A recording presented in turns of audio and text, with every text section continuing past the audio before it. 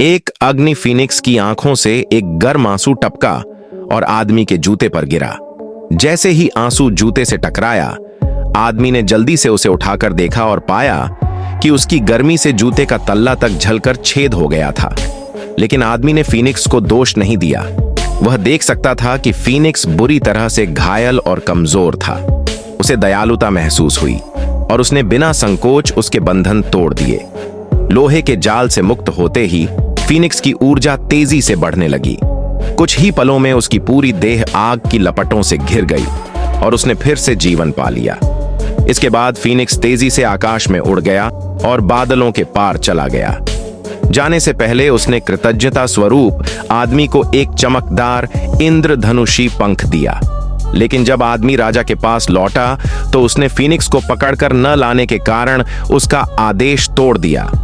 राजा ने क्रोधित होकर उसे पकड़वा लिया और सीधे मृत्युदंड देने का आदेश दिया। राजा के सामने आदमी ने समझाने की कोशिश की कि उसने वास्तव में फीनिक्स को पकड़ा था, लेकिन दयालुता के कारण उसे छोड़ दिया। लेकिन कोई भी उसकी बात पर विश्वास नहीं कर रहा था।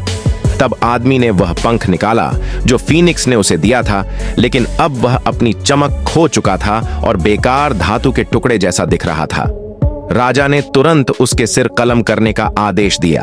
तभी जैसे ही जल्लाद ने तलवार उठाई, वह फीका पड़ा पंख अचानक जल उठने लगा। एक विशाल अग्नि फीनिक्स अचानक महल के ऊपर प्रकट हुआ। उसने पूरे महल को रोशनी से भर दिया और ऊंचे बुर्ज पर आकर बैठ गया। फीनिक्स की उपस्थिति ने आदमी की सच्चाई साबित कर दी। जनता खुशी से झूम उठी और राजा को मजबूर होकर आदमी को रिहा करना पड़ा। अपनी गलती स्वीकारते हुए राजा ने आदमी को एक शानदार पोशाक भेंट की। उत्साहित जनता ने आदमी को घेर लिया